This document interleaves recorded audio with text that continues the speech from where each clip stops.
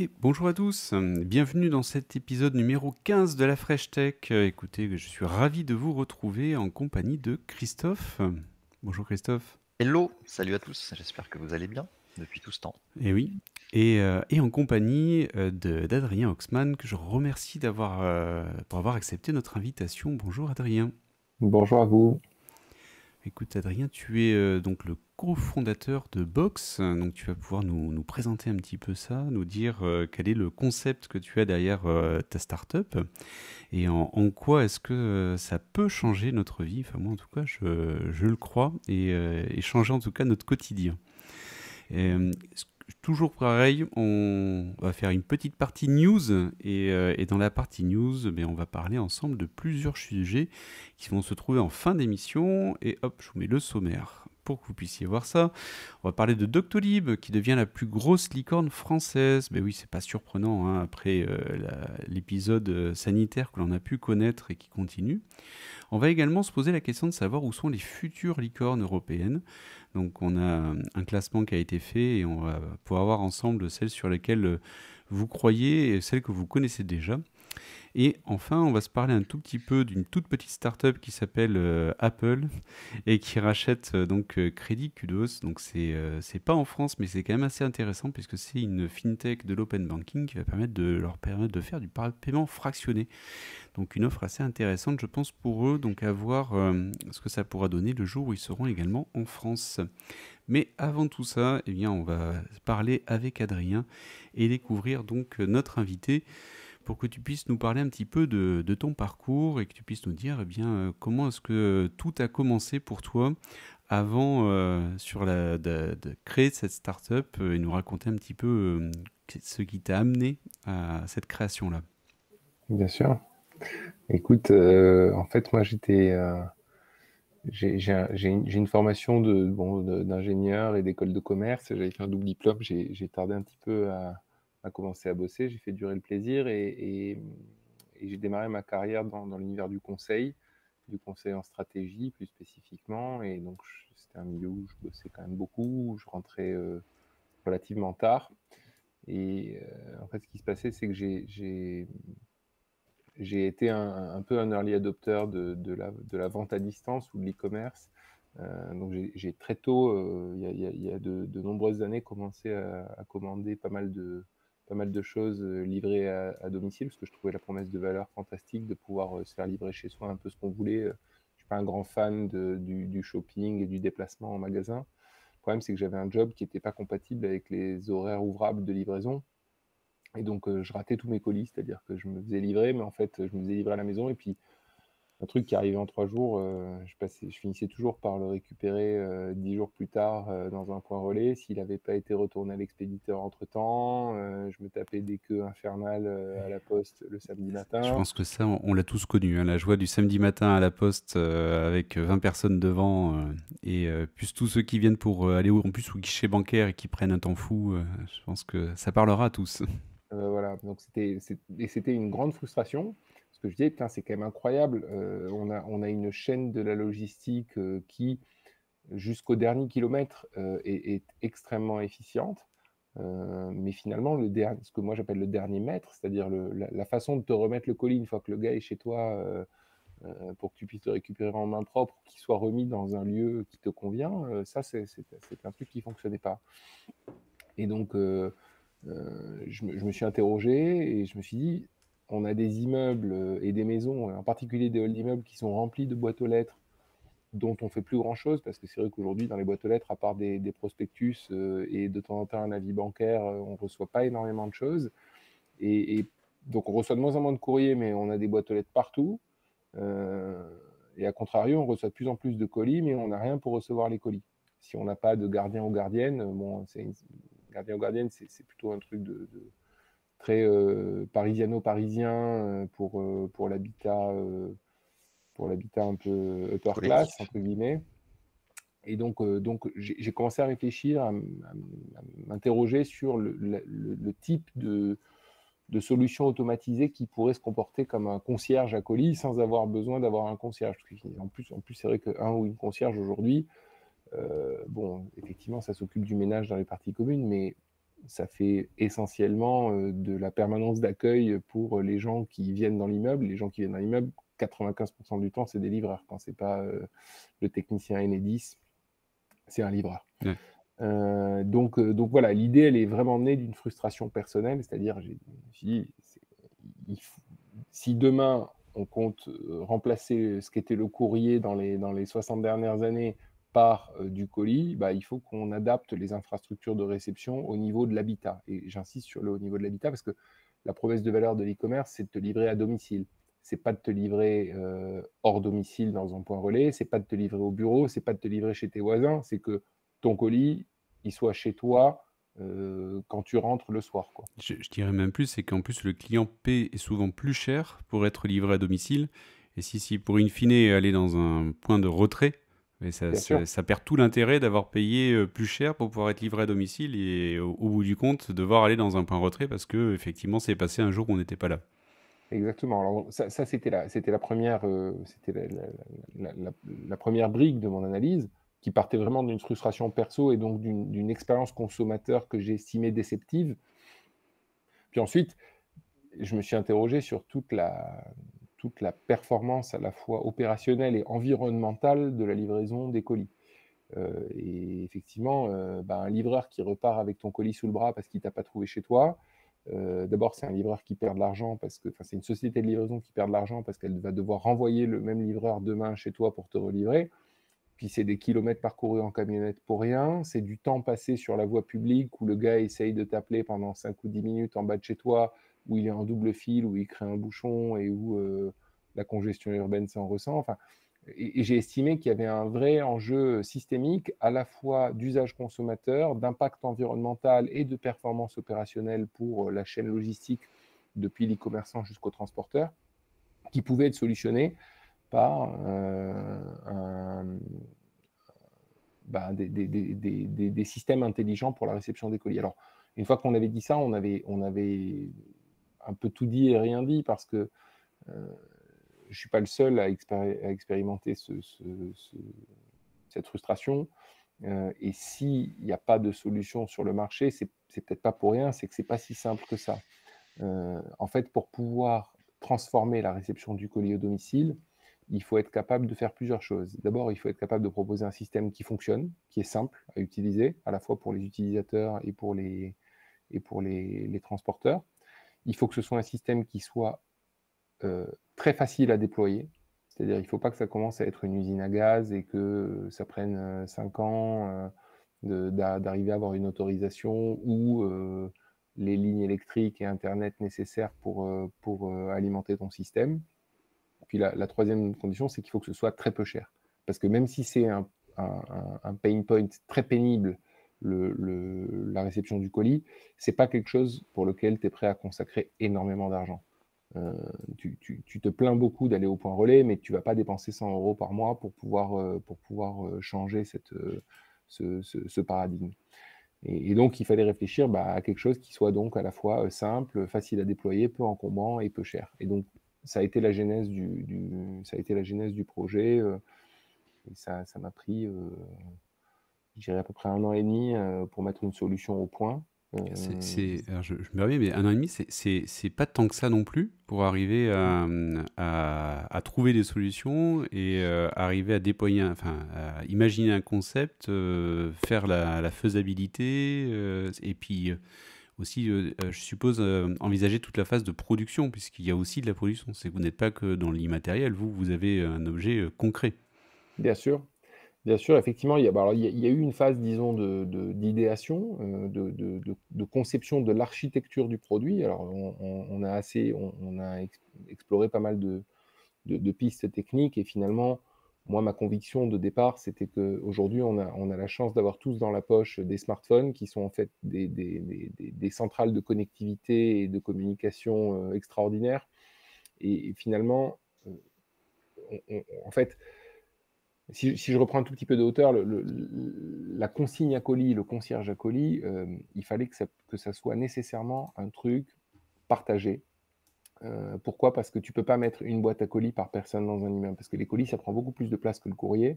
Et donc, si ça prend beaucoup plus de place, tu peux pas en mettre autant que tu mets des boîtes aux lettres. Sinon, ça voudrait dire que tes parties communes, il faut que tu aies un rez-de-chaussée qui soit dispo pour faire un locker géant. C'était pas possible. Donc, on avait dit, en fait, il y a aujourd'hui tout un tas de trucs dans l'immeuble qui est partagé, l'ascenseur, le local à colis, le local à poussettes. Il y a déjà des infrastructures partagées dans l'immeuble. Nous, ce qu'on va faire, c'est que, pardon, j'ai dit le local à colis, c'est le local à vélo, le local à Oui, poussette, et puis j'ai dit, on va faire le local à colis. justement, oui. On va faire le local à colis. Le problème, c'est qu'un colis, ça a une valeur, et que si tu veux faire un local à colis, ok, mais il faut qu'il soit accessible, et il ne faut pas que ce soit un truc ouvert aux 4 vents, et pour pas que ce soit ouvert aux 4 vents, il faut que ce soit un peu sécurisé. Et la sécurité, j'ai estimé que le plus simple, c'était de la faire venir du smartphone, donc de faire de ce local à colis un objet un peu connecté, mais très simplement connecté. Il ne s'agissait pas de faire une usine à gaz. D'ailleurs, nos consignes ne sont pas connectées à Internet. Elles se servent du smartphone comme point d'accès mobile. Donc, nos consignes, aujourd'hui, elles ont une connectivité Bluetooth, du Bluetooth Low Energy, et elles communiquent avec le smartphone des utilisateurs qui, quand ils interagissent avec, les connectent à Internet de façon ponctuelle.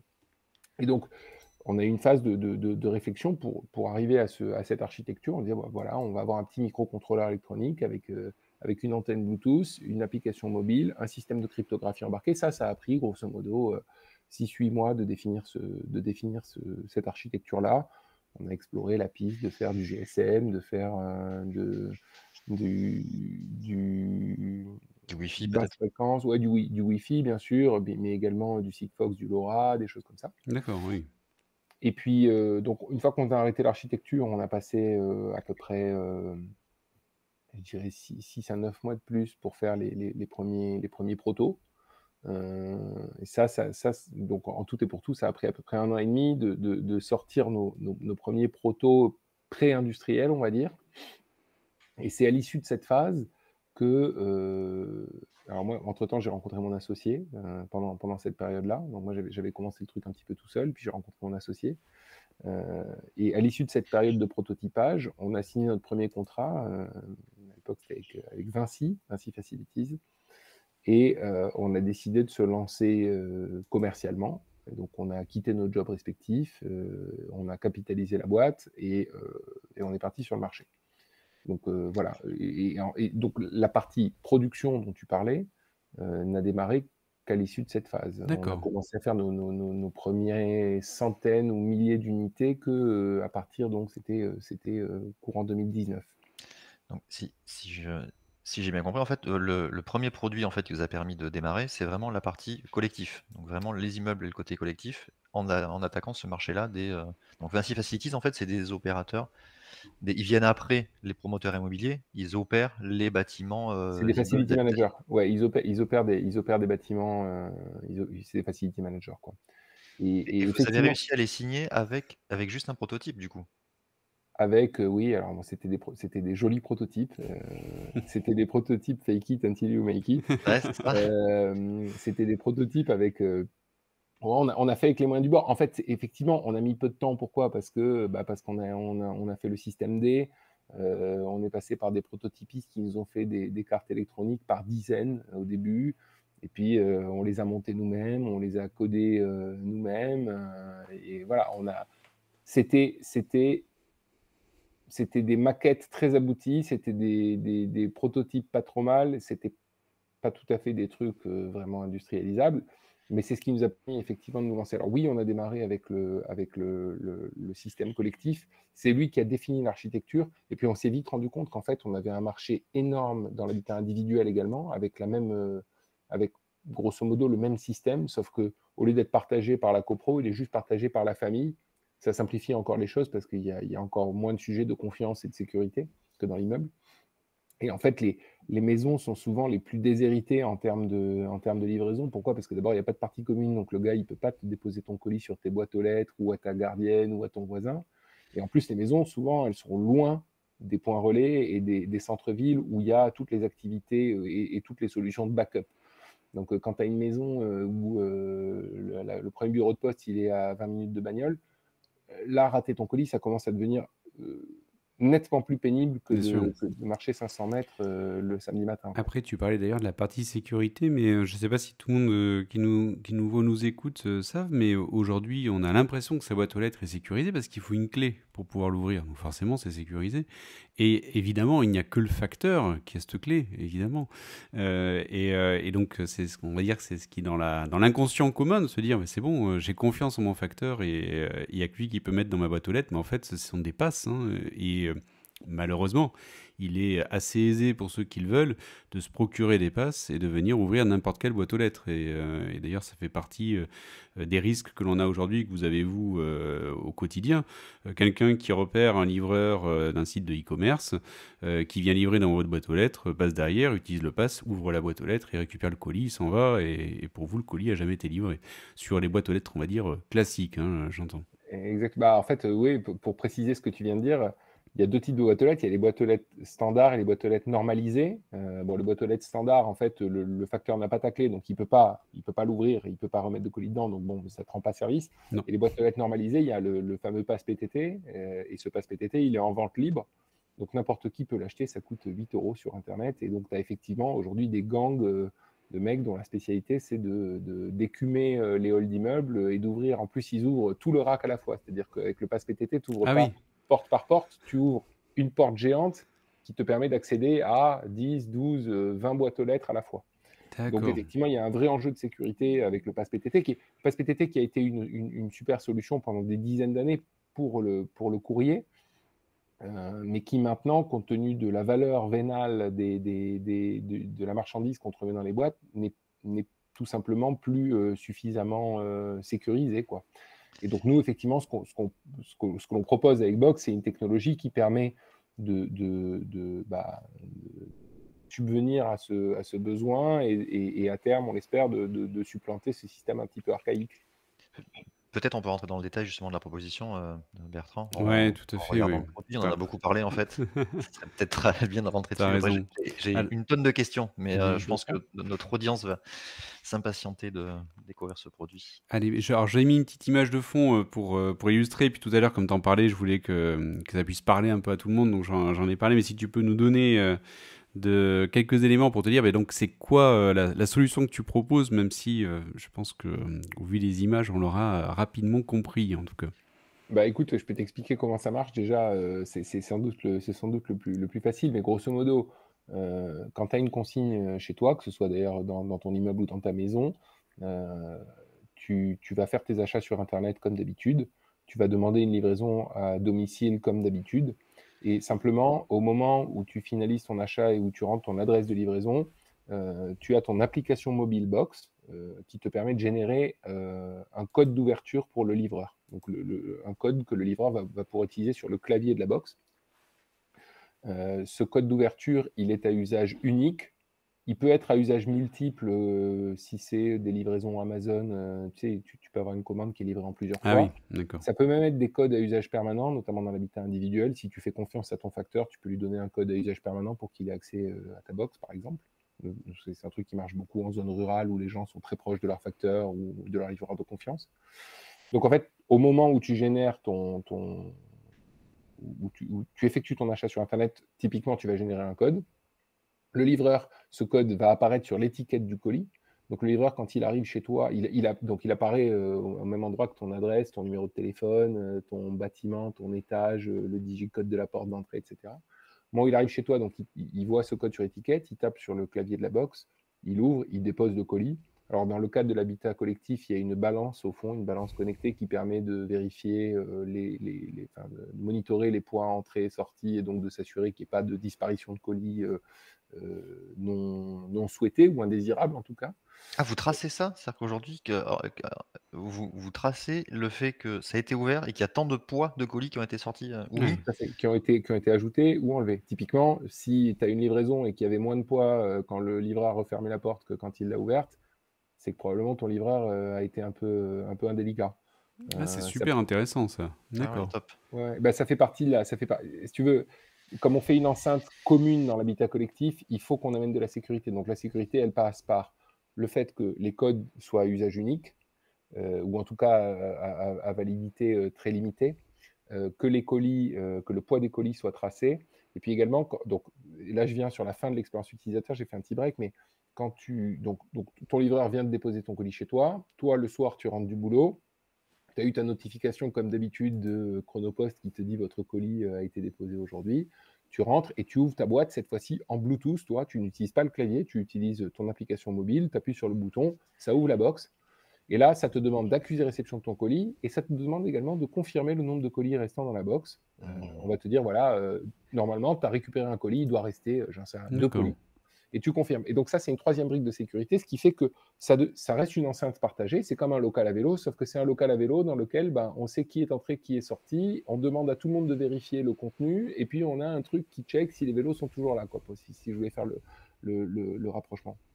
Et donc, ça fonctionne de cette façon-là. Donc, ça, c'est l'habitat collectif. Dans l'habitat individuel, c'est exactement pareil. Donc, ouverture au clavier pour le livreur via des codes à usage unique ou à validité temporaire.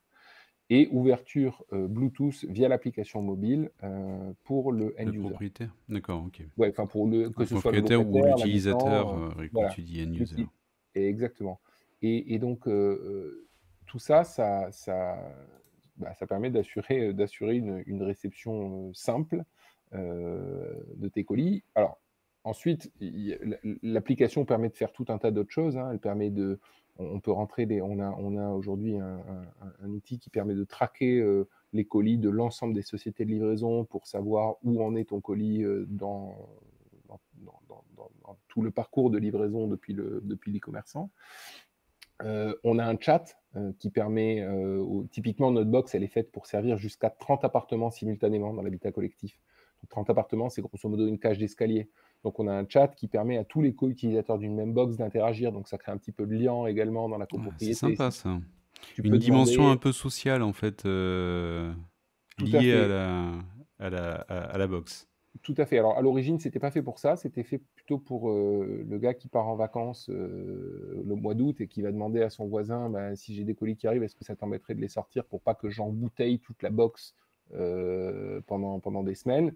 Puis on se rend compte qu'en fait, nos immeubles, les habitants s'en servent pour échanger un petit peu comme tu ferais une boucle WhatsApp avec tes voisins. Là, tu as une boucle WhatsApp un peu native avec les coordonnées de tout le monde. Donc, l'application, elle permet de faire ça. Elle permet de... Limite, si il te manque un produit ou quoi que ce soit et que tu pars au travail, demander à un voisin de le laisser dans la box pour que tu puisses le récupérer le soir, par exemple. Tout à fait. Ça serait possible via ce chat-là et les moyens de générer les codes. Bien sûr, et puis je vais même plus loin. On a aujourd'hui, alors bon, la théorie, c'est que tu rentres ton code dans ton adresse de livraison au moment où tu fais ton achat, mais il y a plein de gens qui oublient de le faire. Et en fait, il suffit que ton livreur, en général, maintenant, les livreurs, ils t'appellent quand ils sont en bas de chez toi. Enfin, la plupart du temps, le livreur Amazon, il t'appelle systématiquement. Donc, ton livreur, il t'appelle, il te dit où est-ce que je peux déposer votre colis? Ah, vous n'avez pas le code sur l'étiquette, bougez pas, je vous génère un code avec l'application en live. Et donc, on génère un code et le livreur, tu lui donnes par téléphone. On a beaucoup de gens qui fonctionnent comme ça, qui mettent plus les codes sur l'étiquette, mais par contre, le livreur appelle quand il est en bas. Et donc, si tu veux, et ça marche avec un livreur, mais ça marche aussi avec ta petite cousine qui vient récupérer un truc chez toi et t'es pas là. Tu lui dis, je te l'ai laissé dans la boîte, tiens, je te donne un code, tu peux ouvrir. Voilà, donc effectivement, c'est un usage qui est de plus en plus versatile. Et on se rend compte tous les jours qu'on a des nouveaux use cases qui sont proposés par nos utilisateurs auxquels on ne s'attendait pas. On a une cliente qu'on connaît bien qui se fait livrer sa cordonnerie parce qu'elle a un cordonnier attitré qui lui dépose ses chaussures. C'est pas du tout de l'e-commerce, c'est plutôt du commerce de proximité, c'est du commerce local. Le gars, quand il vient lui déposer ses chaussures, elle lui donne un code pour qu'il dépose les chaussures dans la boîte. Donc voilà, il y a tout un tas de trucs à faire autour de ça qu'on essaye de développer. D'accord. Ah, c'est super intéressant. Et sur l'aspect, pour le coup, sécurité, alors c'est comme tout, il n'y a pas de système parfait en termes de sécurité, c'est juste que ça permet de voir aussi l'upgrade en termes de sécurité que propose la solution par rapport à ce qu'on a actuellement, où actuellement il n'y en a pas en fait. Enfin, c'est zéro en fait en termes de sécurité, à part en allant en relais pour aller le chercher, mais dans sa propre boîte aux lettres, avec malheureusement le système du pass. N'importe qui peut l'ouvrir et récupérer le colis. Exactement. Donc, et là-dessus aussi, ça correspond à une évolution des usages. C'est-à-dire qu'à une époque, on recevait aussi beaucoup de lettres, de courriers dans sa boîte aux lettres et peu de colis. Et lorsqu'on avait des colis, ce n'était pas forcément des objets de valeur qui coûtaient cher. Encore une fois, les usages avec l'avènement du e-commerce et le fait que maintenant on achète beaucoup à distance, promotions, hein, les prix qu'on peut trouver sur Internet par rapport à des réseaux physiques qui font qu'on va acheter aussi des objets qui vont être de plus en plus chers par Internet. Et là où avant c'était des achats qui étaient plutôt réservés sur je vais acheter ça dans un magasin, les enseignes qui vont faire des ventes à distance et qui vont offrir la même garantie entre ce que j'ai acheté sur Internet ou en magasin, donc je vais pouvoir acheter un objet plus cher aussi en disant que je vais avoir de toute manière la même garantie si j'ai le même problème, font que je suppose, même si je n'ai pas d'études, mais je me doute que le prix moyen des colis qui sont envoyés augmente forcément depuis les dernières années. Il nécessite aussi plus de sécurité. Exactement, tu as tout compris. Ça, j'ai pas besoin de rajouter grand-chose. C'est exactement ça. Et d'ailleurs, on n'est pas les seuls à réfléchir là-dessus. Nous, on travaille. Alors, on a voulu avoir une solution qui soit la plus. Alors, c'est un des grands enjeux aussi de notre développement, c'est qu'on voulait être complètement agnostique. C'est-à-dire qu'on disait, nous, ce qu'on veut, c'est pouvoir se faire livrer n'importe quel colis de n'importe quel e-commerçant par n'importe quelle société de transport. C'est pour ça qu'on a conçu un système qui reposait plutôt sur l'utilisateur final qui donnait des codes à ses livreurs plutôt que l'inverse. Et ça permettait aussi d'assurer un niveau de sécurité qui était géré, je dirais, en aval par l'utilisateur final. Maintenant, notre solution, dans son architecture, comme elle est très simple et très peu chère, enfin, quand je dis elle est très simple et très peu chère, comme on n'a pas besoin, si tu veux, nous, une box, ça s'installe sans rien. C'est-à-dire que ça marche avec des piles et en Bluetooth. Donc, il n'y a pas besoin de raccordement électrique, pas besoin de raccordement Internet. Et ça coûte très, très peu cher par rapport à des systèmes de consigne comme des Amazon Locker ou des trucs un peu du même genre que tu pourrais retrouver dans les halls d'immeubles. On est à peu près 10 fois moins cher, que ce soit en coût d'acquisition du matériel ou en coût d'installation et de déploiement. Du coup, on a nécessairement intéressé plusieurs acteurs du transport. Alors, on a commencé avec le marché français. Aujourd'hui, enfin, on a signé l'an dernier un gros partenariat avec le groupe La Poste parce que le groupe La Poste est assez convaincu par notre techno et notre vision du système de réception de colis et s'apprête d'ailleurs à le déployer au niveau national, enfin, à déployer notre technologie au niveau national en partenariat avec nous. Et en fait, eux, ils ont également, je reviens sur ce sujet de sécurité, c'était de ça qu'on parlait, c'est un de leurs enjeux, c'est-à-dire ils ont bien compris qu'on ne pourrait pas avoir une boîte à colis par appartement parce que l'habitat français, européen et du vieux monde en général, il a des petites parties communes et donc il va bien falloir trouver des solutions mutualisées. Cette mutualisation, elle va nécessairement créer, en tout cas en apparence, des failles de sécurité. Et il faut que technologiquement et au niveau du parcours d'utilisation, on arrive à faire comprendre à l'utilisateur que c'est le truc le plus safe et le plus simple pour recevoir ses colis. Et donc on a réussi, et on en est assez fiers d'ailleurs, à embarquer la Poste dans cette histoire. La Poste en France livre 2 colis sur 3.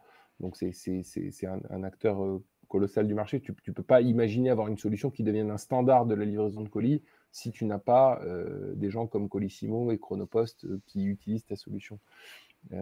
Et donc, nous, on est très contents parce que notre système est en train d'être adoubé par les gens dont le métier, c'est de faire en sorte que ton colis, il arrive chez toi et qu'il soit en sécurité chez toi en t'attendant. Voilà. Et justement, vous avez des échanges avec, par exemple, des groupes comme La Poste pour voir, est-ce qu'ils vous font des retours, des feedbacks que vous prenez en compte, ou pour l'instant, vous êtes vraiment dans une relation où vous proposez la solution? Alors, c'est un petit peu plus compliqué que ça. En fait, La Poste on travaillait que depuis 1 an et demi.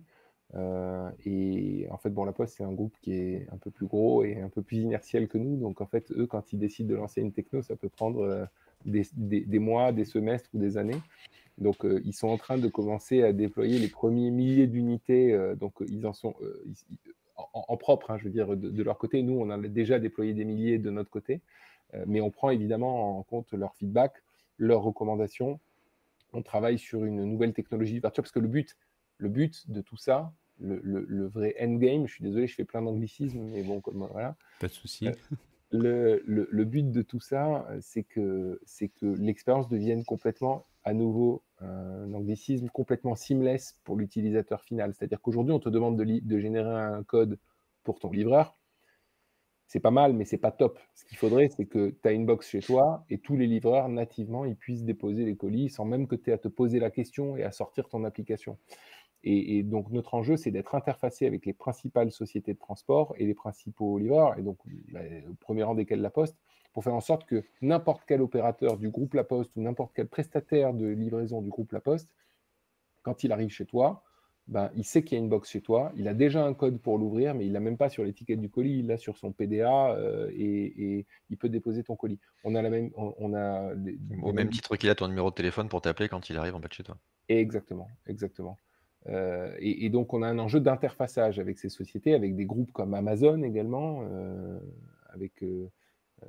enfin, on discute avec tout un tas de très gros acteurs pour être capable de proposer cette expérience de façon native. Et puis, je vais même un petit peu plus loin encore. Aujourd'hui, ce service, on le fait payer par l'utilisateur final parce que on a un enjeu de déploiement d'infrastructures et on n'a pas encore la force des très grands groupes institutionnels.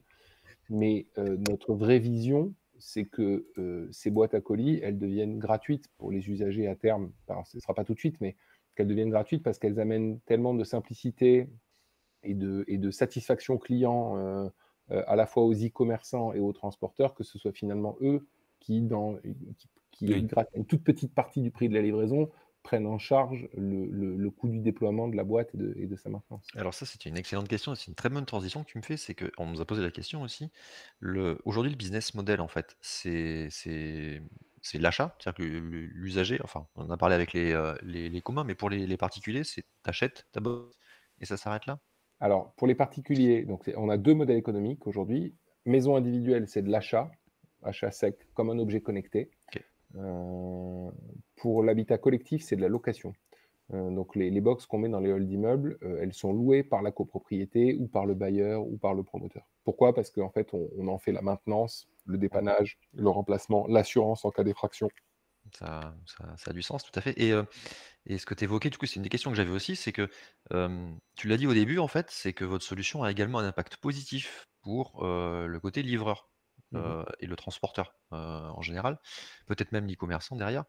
Donc est-ce que c'est quelque chose que vous commencez à intégrer dans le business model aujourd'hui en disant: «Bah, on apporte aussi de la valeur pour eux, on va attaquer cette partie-là aussi pour, chercher un moyen de financer cette solution»? Bien sûr. Alors aujourd'hui, on l'attaque, c'est un petit peu prématuré pour nous parce qu'on n'a pas encore, je te dis, nous aujourd'hui, le nombre de foyers équipés, il se compte encore en dizaines de milliers, et le nombre d'unités déployées se compte en milliers. Le jour où ça se comptera en centaines de milliers ou en millions, là oui, on aura un vrai effet de masse qui nous permettra de dire: «Écoutez les gars, on est capable de vous amener une performance, financière sur la livraison qui est de nature enfin, qui nous rend légitime à vous demander une petite partie de ça. Aujourd'hui, ce n'est pas encore le cas. Donc, ça fait bien partie de notre roadmap business. Mais aujourd'hui, quand tu vas voir un acteur comme Amazon et tu lui dis je voudrais prendre X centimes par livraison parce que je te facilite la vie, tu te dis ok, c'est sympa, mais pour faire ça, j'ai besoin que tu équipes des millions d'utilisateurs. C'est pour ça qu'en fait, nous, on a une fusée à 2 étages. Aujourd'hui, on monétise auprès de l'utilisateur final. Et dès qu'on aura suffisamment d'utilisateurs finaux, on leur dira, bonne nouvelle, ça devient gratuit et on escaladera ça au niveau du transporteur. Et comme tu le disais, en dernier recours, au niveau de l'e-commerçant, parce qu'en fait, toi, ce qui te plaît, c'est ton expérience de livraison. C'est un des principaux drivers de ton achat sur Internet, c'est la qualité de ton expérience de livraison. C'est d'ailleurs pour ça qu'Amazon est hyper fort, c'est que ils ont toujours été bien meilleurs que les autres commerçants en termes d'expérience de livraison. Et puis la fiabilité de la date de la livraison quand même par rapport aux autres. Ouais, enfin, le ça dépend des transporteurs, hein, on le sait, Ah, bien sûr. Alors, via Amazon, oui, Amazon, ils ont 2 modèles. Ils ont via les transporteurs partenaires et puis ils ont oui. Amazon Logistics. D'accord. Via Amazon Logistics, en général, ils sont très performants. Oui, carrément. Tout à fait, ouais, Et donc, il y a 2 enjeux pour eux. Il y a la qualité de l'expérience de livraison et puis il y a le retour de colis également, qui est un truc qui est un enjeu colossal. C'est l'expédition du colis depuis le domicile ou le retour des colis que tu veux renvoyer parce que tes chaussures ne te vont pas ou que ta robe n'a pas la bonne couleur. Et donc, à terme, cette satisfaction client, elle doit pouvoir être payée aussi par l'e-commerçant. Mais alors, ça c'est une très bonne question, alors je l'avais noté en plus et tu réponds à une autre question que j'avais décidément, c'est parfait. C'est qu'aujourd'hui, alors le retour colis, c'est quelque chose que vous proposez avec cette solution. C'est-à-dire que tu peux faire une demande, alors c'est la Poste Colissimo, je crois qu'ils proposent ça, de venir collecter chez toi Mmh. et tu génères un code qui vient collecter directement dans ta box que tu aurais devant chez toi, en tant que particulier, Et là. exactement. Uniquement pour l'instant, on le propose que dans l'habitat individuel, parce que dans l'habitat individuel, comme c'est une boîte qui équipe un foyer, c'est assez facile, il n'y a pas de sujet. On le fait pas encore dans l'habitat collectif, parce que dans l'habitat collectif, gérer des flux de colis entrants et des flux de colis sortants sur une même enceinte mutualisée, c'est moins simple. On commence à réfléchir à le faire dans l'habitat collectif en ayant une boîte dédiée au retour Ah oui. et plusieurs boîtes dédiées à la réception. Mais oui, oui, c'est déjà live dans notre application mobile. Aujourd'hui, tu peux commander un retour en boîte aux lettres Colissimo et générer un code pour que le livreur vienne collecter ton colis. Je pense que tu vas me donner l'argument ultime, puisque pour ne rien te cacher, ta solution m'intéressait beaucoup il y a quelque temps, je suis en maison et mais j'ai eu une difficulté, c'est, le fameux WAF, le Woman Acceptance Factor, puisque, bah, voilà, le côté esthétique, est-ce que c'est une question qu'on vous pose, souvent et qui peut être un bloqueur pour les particuliers, notamment, pour, beh, mettre une box devant chez eux? Alors, c'est marrant que tu en parles parce que oui, le côté esthétique est évidemment un sujet, mais très peu dans l'habitat individuel. C'est plutôt dans l'habitat collectif parce que C'est c'est vrai? dans les ah bah oui, c'est dans les parties communes de l'immeuble. On a souvent affaire à des promoteurs, qui ont un immeuble tout neuf, tout beau, ou une copropriété qui tient au charme de l'ancien et cetera et qui est moins encline à voir, en fait, ça reste une boîte malheureusement. Tu peux en faire ce que tu peux tourner comme tu veux. Elles sont très jolies nos boîtes, elles sont très bien finies, elles sont sérigraphiées, elles sont très belles, mais ça reste Vous une avez boîte. plusieurs couleurs aussi. Vous On a avez plusieurs couleurs. 3 ou On 4 fait coloris, je sais plus. on a 4 coloris 4 coloris. standards et dans l'habitat collectif sur devis, on fait des couleurs, personnalisées. J'ai récemment fait du bleu pigeon, pour Ah oui, une immeuble qui voilà. d'accord, donc c'est Et donc possible en plus d'avoir la personnalisation. tout à fait. Alors dans l'habitat collectif, pas dans l'habitat individuel. Hmm. Dans l'habitat individuel, le sujet de l'esthétique, il revient très rarement, notamment parce que le produit qu'on a, on s'en rend pas bien compte et les images de notre site web nous rendent pas beaucoup grâce. D'ailleurs, il faut qu'on les améliore. Mais en fait, finalement, c'est une boîte, mais quand tu l'as entre les mains, c'est quand même très bien fini et ça fait assez technologique comme objet. Alors bon, si tu habites dans une vieille chaumière en bois, ça peut dénoter un peu, mais c'est pas un truc très gênant. Et puis c'est pas énorme non plus, hein. Une boîte à colis box One, donc pour la maison individuelle, ça fait 70 centimètres de haut, 40 de large, 35 de profondeur. C'est pas beaucoup plus moche qu'une boîte aux lettres, hein. Une boîte aux lettres, c'est pas très beau, hein, non plus. Donc C'est quoi? voilà. C'est 2 fois et demi, une boîte Ah aux lettres non, non. normalisée? Ah non, en volume, c'est En hauteur, enfin, ça va être surtout la hauteur, parce qu'après la ah, profondeur, je pense en qu'il y a plus. en hauteur, ça fait 2 fois et demi, en profondeur, ça fait une fois et demi, en largeur, ça fait une fois et demi. Donc en tout, ça fait, si tu le traduis en volume, ça doit faire 5 Oui, fois oui, plus bien sûr. volumineux qu'une vraie boîte, quoi. D'accord. Mais du coup, pour revenir sur le fameux WAF, je pense que tu m'as donné, l'argument ultime avec effectivement le Les retour retours. colis. Ah bien Ouais, sûr, Hmm. les retours colis. Merci bien pour sûr. ça. J'avais une autre question peut-être, on revient peut-être au début, mais le truc intéressant que je vois pour vous, Box, c'est qu'en fait, vous avez le travail double de gérer du hardware et du software, puisque vous travaillez la partie, alors embarquée, mais aussi la partie appli mobile. C'est un double challenge, j'imagine. Est-ce que c'est pour toi une difficulté à organiser et peut-être une difficulté aussi pour arriver à sortir la solution initialement? C'est effectivement une difficulté. En fait, aujourd'hui, nous, on est des fabricants d'objets connectés, pour le dire simplement, et en plus d'objets connectés un peu pénibles parce que c'est de la tôle et que c'est des objets connectés volumineux. Donc, à partir du moment où tu commences à sourcer du matériel volumineux, bah, tu payes du transport de produits volumineux. Enfin, donc oui, on a une vraie difficulté. Enfin, une vraie difficulté en même temps. C'est un challenge et c'est un challenge qui nous plaît. Je pense qu'on est pas mauvais compte tenu des moyens et du temps qu'on a à notre disposition pour ça. Mais c'est vrai que fabriquer du hardware qui est fait pour aller à l'extérieur en plus, c'est-à-dire qui doit résister aux intempéries, qui ne doit pas prendre la flotte, qui ne doit pas rouiller, et qui en même temps qui est avec une dimension connectée, et je vais plus loin dans le connecté, du connecté embarqué, autonome en énergie. Donc avec tout ce que Et ça, tout ce oui, que ça ça c'est sous-entend. très important parce que s'il faut qu'on tire une ligne électrique, par exemple en habitat individuel, c'est mort. Effectivement, enfin Ah c'est bien sûr, mais mort. Ça ça, c'était réduit énormément la population cible en tout cas. bien sûr, ça c'était le prérequis de base, c'était pas de connexion internet, pas de connexion électrique. Sinon, ce ne sera jamais déployé nulle part. Les gens vont dire, ah ouais, ça m'intéresse, mais il faut que je fasse venir un électricien pour mettre un câble, il faut que je prenne une box Internet pour mettre dans le hall, ça ne marchera jamais. Donc effectivement, on a un challenge, et tout ça, on a un triple challenge, c'est hardware extérieur, électronique embarquée, autonome en énergie, et le tout avec des prix de revient qui doivent être extrêmement bas, parce qu'encore une fois, ça reste une commodité. On n'est pas en train de vendre des scooters électriques BMW où tu payes les premiums de marque. On est en train de vendre un truc qui est une pure commodité. Donc c'est vrai que c'est pas simple, ça a été difficile au début, parce qu'on avait très peu de moyens. C'est pas toujours une partie de plaisir, surtout avec la période Covid, avec l'explosion du coût des matières premières, du prix du transport. C'est pas extrêmement simple. On a des investisseurs qui nous font confiance, mais ils sont rares. Il y a énormément d'investisseurs qui balayent d'un revers de la Manche toute forme de développement de biens, de biens physiques. Donc oui, c'est une expérience entrepreneuriale qui est... c'est pas la voie la plus simple pour développer, mais en même temps, on y arrive et on est extrêmement heureux et fier justement d'y arriver en sachant que c'est pas le chemin le plus commode qu'on a pris, quoi. Voilà. Vous faites tout en propre? La partie, production industrielle, la partie Alors, électronique embarquée et la partie software, ou il y a des éléments que vous sous-traitez? Alors, en fait, nous, on est fabless, c'est-à-dire qu'on n'a aucune usine. On a des partenaires qui assemblent nos produits finis, qui les assemblent, qui les stockent et qui les expédient. On travaille avec APF France Handicap, qui est anciennement l'association des paralysés de France. Donc, on a une usine au Mans qui assemble, stocke et ship nos produits. Et puis nos produits, en fait, grosso modo, notre produit, il y a 3 morceaux. Il y a la boîte en tôle, qu'on fait fabriquer par des tauliers, soit en France, soit au Maghreb, soit en Asie, selon les produits. On a notre carte électronique, enfin tout notre boîtier électronique, ce qu'aujourd'hui on fait fabriquer, c'est évidemment notre design interne, mais on le fait fabriquer par des EMS en France. Et ensuite, on a la serrure électrique. Et la serrure électrique, c'est un matériel qu'on source directement chez un fabricant international, asiatique. Et donc, on a 3 morceaux, en fait. On a notre module, notre intelligence, notre serrure et la boîte en tôle. Et puis, on fait arriver tout ça chez nos partenaires APF.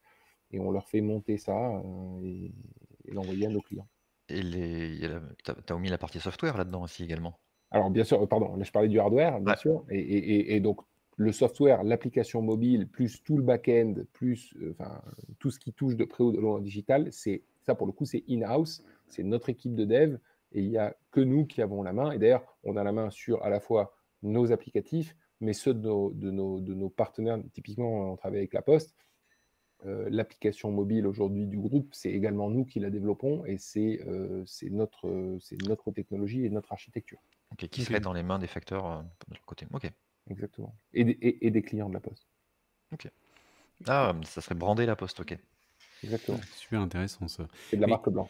moi, je voulais juste savoir par rapport à la crise sanitaire que l'on a eue et qu'on a encore, mais et notamment avec l'avènement du télétravail pour ceux qui peuvent évidemment en faire, est-ce que ça a réduit l'appétence du fait d'être présent, sachant que j'ai le contre-argument, hein, parce que moi-même, me faisant livrer des colis quand je suis en réunion, le facteur qui sonne ou le livreur qui sonne 10 fois et que je peux absolument pas répondre parce que je suis en réunion, c'est une plaie, hein, donc je donne de suite le contre-argument, mais en tout cas, est-ce que ça a impacté? C'est un excellent point. En fait, la réponse, c'est oui et non. C'est positif et négatif. Dans l'absolu, sur le long terme, ça a eu un effet extrêmement bénéfique parce que les gens se sont mis à acheter sur Internet beaucoup plus qu'avant et se sont convertis aux usages de livraison de façon complètement accélérée, y compris pour les générations un peu plus seniors qui étaient réticentes et qui ont dû y passer. Donc, la tendance de fond, elle a été très porteuse pour nous et elle le sera dans les années à venir. Par contre, conjoncturellement, au cours des 2 dernières années, les gens n'ont jamais aussi bien reçu leur colis qu'au cours des 2 dernières années. Tout le monde était chez soi et donc il n'y avait pas de problème pour la réception du colis. Donc, conjoncturellement, le pain point était beaucoup plus faible. Par contre, la tendance de fond que ça a embarqué, elle est beaucoup plus forte. Et là, on le voit, on le sent depuis le retour à la vie un peu normale et où les gens reviennent au bureau. une croissance de nos ventes et de nos demandes entrantes en particulier qui est incomparable avec ce que c'était il y a encore un an. Hmm. Je pense que même en télétravail, c'était l'exemple que je donnais, effectivement, si le livreur qui sonne 5 fois parce qu'il voit la voiture, voir si vous êtes en habitat individuel, il voit qu'il y a de la lumière et qu'il y a quelqu'un qui est dans une pièce, bon, ben voilà, forcément, il a son objectif de livrer et d'éviter de revenir. Donc, et là, ça c'est vraiment terrible. Donc là, c'est vrai que Ça va l'idéal, c'est même de pouvoir lui dire, mais voilà, il y a le code, déposez-le dans la boîte, et même si le colis est gros, ça rentre. ça va même un peu plus loin que ce que tu dis, c'est que il y a beaucoup de livreurs, malheureusement, qui te disent qu'ils sont passés chez toi, mais qui ne sont pas passés. Et d'ailleurs, tu t'en es rendu compte pendant le confinement, puisque tu as forcément eu des moments où tu étais chez toi et où le livreur t'a laissé un avis de passage en te disant j'ai sonné et où tu as envie de lui dire écoute, j'étais chez moi, je sais que tu n'as pas C'est sonné. vrai. Je pense qu'on l'a Et tous eu. voilà, et le fait que tu aies un système comme ça, automatique, en rez-de-chaussée, à terme, ça doit permettre d'éviter ça. C'est-à-dire, de faire en sorte de dire: «OK, moi, société de livraison, je sais qu'il y a des systèmes pour réceptionner les colis ici, donc tu ne pourras pas me dire que tu as pas pu remettre le colis puisqu'il y avait quelque chose pour le recevoir». Et d'ailleurs, le but, c'est également d'inciter le transporteur à l'utiliser parce que le livreur, au lieu de passer 10 minutes à monter dans tous les étages de l'immeuble, à aller taper aux portes, et cetera, il vient, il pose tout en 10 secondes dans un truc qui est dans le hall d'entrée, il repart. Donc, c'est doublement gagnant pour lui. C'est-à-dire, ça lui Hmm. fait prendre, ça lui fait, enfin, c'est doublement gagnant, à la fois pour lui et pour toi. Toi, tu sais qu'il va déposer chez toi parce que la société de transport lui dira, maintenant, tu ne peux plus me dire qu'il y avait personne. Et lui, il dira, bah oui, et j'ai pas intérêt à le dire parce qu'en fait, en 10 secondes, je remets 5 colis là où ça me prenait 10 minutes euh, précédemment. Et question très pratique sur un habitat individuel, tout lien avec mon besoin serait fortuit. S'il n'y a pas de mur sur lequel adosser la boîte, est-ce qu'il y a possibilité de la fixer directement au niveau du sol? Alors, les box one, on peut les fixer soit par le sol, soit par le mur. Il y a 4 trous en bas ou 4 trous sur le dos. On a beaucoup de clients qui nous demandent un système de pieds qu'on n'a pas encore, qu'on commercialise pas encore. Mais oui, effectivement, on a des clients qui se les fabriquent eux-mêmes et on va pas tarder à proposer un pied qui permet soit de se planter profondément dans la terre, soit de se mettre sur une dalle de béton. D'accord. Ah, mais très intéressant. Ok, très bien. Bon, enfin, je pense qu'on aura encore plein de questions, mais on a répondu en tout cas à toutes celles qui étaient posées dans le chat, parce qu'au fur et à mesure, soit tu répondais, soit Christophe a fait le relais. Est-ce qu'il te reste des points avant qu'on attaque juste la suite pour savoir ce que tu en as parlé rapidement, mais pour moi la suite c'était notamment de travailler avec des groupes tels que La Poste, hein, comme tu nous l'as dit, avec des grands groupes, prendre du volume, je suppose, et puis commencer à faire évoluer, dans ce que j'ai compris, ton business model pour pouvoir travailler cette fois-ci, commencer à peser au niveau des grands groupes et récupérer un petit peu du prix de la livraison. Parce que tu apportes un service en fait qu'ils n'ont pas aujourd'hui et qui leur coûte avec les repassages en tout cas, et puis aussi l'insatisfaction client. Alors, ouais, non, non, j'ai pas de point particulier avant d'attaquer cette partie. Cette partie, en fait, elle est hyper importante parce que elle commence à toucher notre vision du développement du service. Notre vision, elle va même un cran, enfin même plusieurs crans plus loin que ce que tu dis. On s'est rendu compte également que, enfin, on le savait dès le départ, mais on s'est rendu compte qu'il était beaucoup plus important que ce qu'on croyait. On a un impact, enfin, on a un enjeu environnemental qui est énorme sur la décarbonation de la logistique du dernier kilomètre. La décarbonation du last mile, aujourd'hui, c'est un enjeu majeur pour toutes les collectivités territoriales et pour toutes les mairies. Pourquoi? Parce que le, le, tu as une étude assez récente là, de la ville de Paris qui estime que 50% de la congestion urbaine est liée au transport de marchandises de point à point. C'est intéressant. C'est-à-dire, ouais, enfin, en fait, une camionnette qui s'arrête en double fil avec un gars qui met 10 minutes à livrer des trucs, ça crée des bouchons qui eux-mêmes créent des émissions polluantes qui sont de nature à déglinguer complètement le bilan carbone du transport au sein d'une ville. Et donc le last mile, donc c'est 50% de la congestion urbaine, c'est 30% des émissions de gaz à effet de serre, c'est 25% d'occupation de la voirie. Donc c'est des chiffres dont on n'a pas vraiment conscience, mais qui donnent le vertige. Et aujourd'hui, de plus en plus, les pouvoirs publics promeuvent des solutions intelligentes pour optimiser ce dernier kilomètre. Et nous, notre enjeu à terme, au-delà d'être interfacé avec les transporteurs, de créer de la performance pour eux et pour les e-commerçants, et de pouvoir faire accepter ou porter une partie ou tout ou partie du coût du déploiement de la solution par ces acteurs institutionnels, on aimerait aller plus loin, on aimerait modifier de façon très profonde la livraison pour pouvoir, par exemple, typiquement, la faire migrer sur des horaires décalés ou la nuit. C'est-à-dire que le jour où tu as des enceintes de réception de colis dans toutes les maisons ou tous les immeubles de France et de Navarre, tu n'as plus besoin d'avoir des chauffeurs qui se déplacent en pleine journée au pic d'embouteillage. Tu pourrais tout à fait dire, on va livrer la nuit. Et livrer la nuit, ça veut dire quoi? Aujourd'hui, un chauffeur, ça passe 80% de son temps dans la camionnette et 20% à livrer effectivement des colis. 80% parce qu'il est dans les embouteillages en ville toute la journée. En livrant de nuit, le consensus global de tous les transporteurs avec lesquels on discute, c'est qu'on pourrait inverser ce ratio. On pourrait passer 80% de temps à livrer et 20% de temps dans la camionnette. Et donc, ça, si tu veux, tout ça, c'est un cercle très vertueux. C'est-à-dire que plus tu fais de performance économique, plus tu fais de performance environnementale. Ce qui est assez rare dans le monde de l'impact, d'arriver à générer du pognon en même temps que tu génères du plus environnemental. Pour la planète, ouais, tout à fait. C'est vrai que c'est rare d'habitude, c'est un engagement qui le fait en disant pour plus tard on s'y retrouvera, mais là c'est un retour immédiat sur investissement, et donc c'est quand même extrêmement intéressant. Et voilà. Et donc, si tu veux, voilà, quand tu me parlais des prochaines étapes et de l'interfaçage avec les transporteurs, tout ça, c'est un tout. C'est techniquement s'interfacer, économiquement faire porter et environnementalement améliorer ou décarboner. Et tout ça, ça passe par un changement assez profond du mode de livraison et de remise du colis ou de la collecte du colis au domicile. Ok. Ça fait des belles perspectives. Hein. On espère. Je ne sais pas si Christophe, tu avais d'autres points. Plus de questions, c'est non, parfait.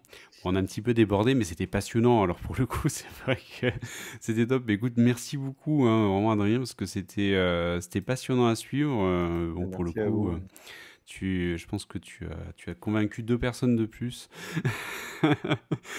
Donc, et c'est vrai que c'est une belle proposition que vous faites avec une belle perspective de développement. Donc, on serait ravis en tout cas de t'avoir dans quelques mois, années, quand les choses se seront accélérées encore plus avec un déploiement plus massif, et que tu pourras avoir réalisé ce type de transformation-là dans les modes de récupération de colis et de transport de colis. Quoi.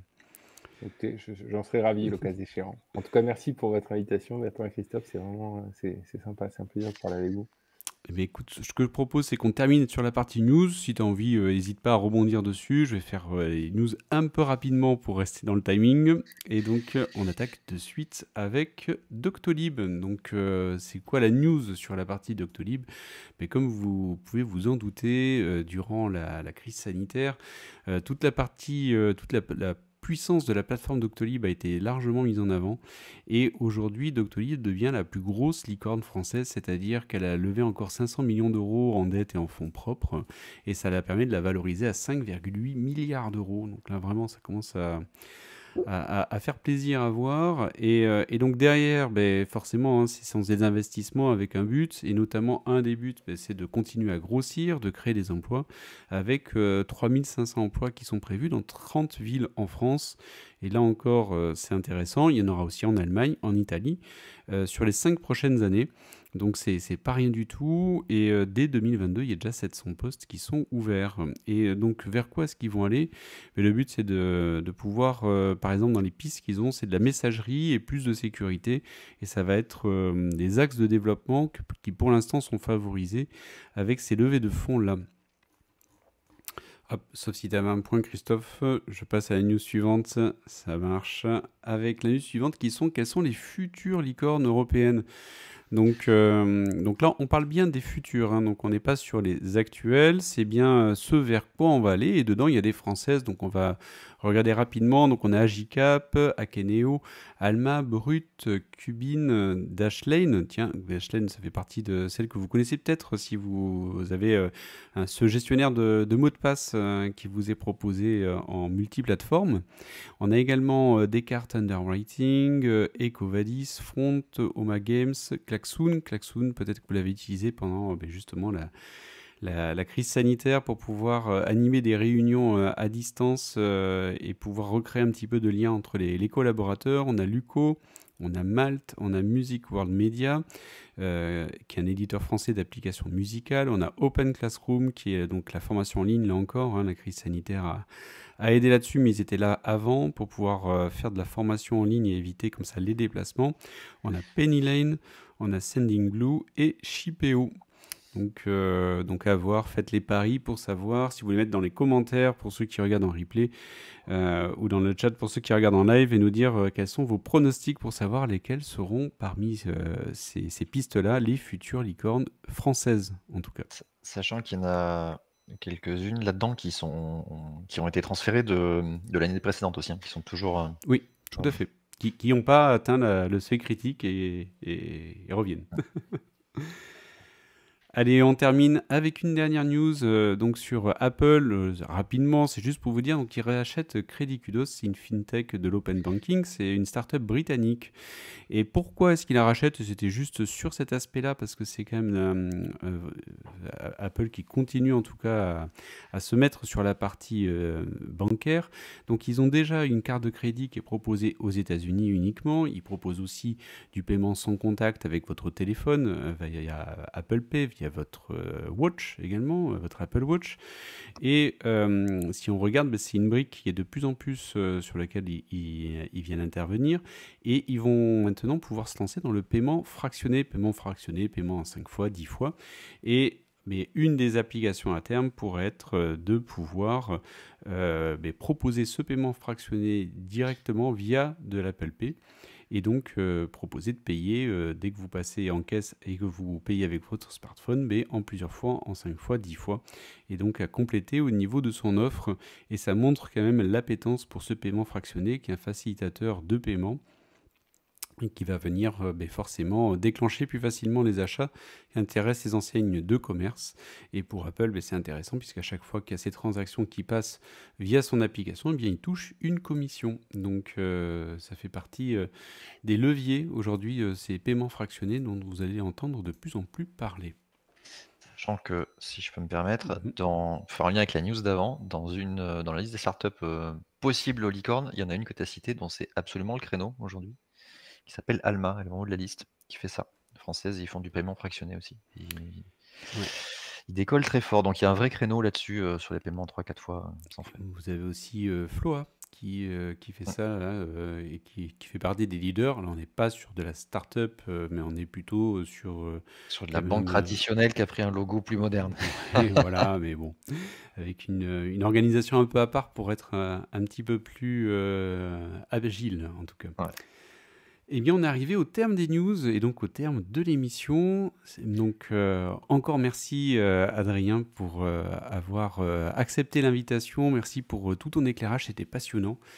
Et on va se quitter pour cette émission-là. Et je vous propose qu'on se retrouve, et on a cette fois-ci la date à mi-avril avec une autre start-up qui va nous proposer de pouvoir voir comment faire du sport en entreprise via une idée, une application assez innovante. Et donc, une tarde de pouvoir vous présenter leur concept. Merci beaucoup, Adrien. Merci à vous, messieurs. Et merci, Christophe. Et on se dit à dans un mois. À bientôt. Ciao, ciao.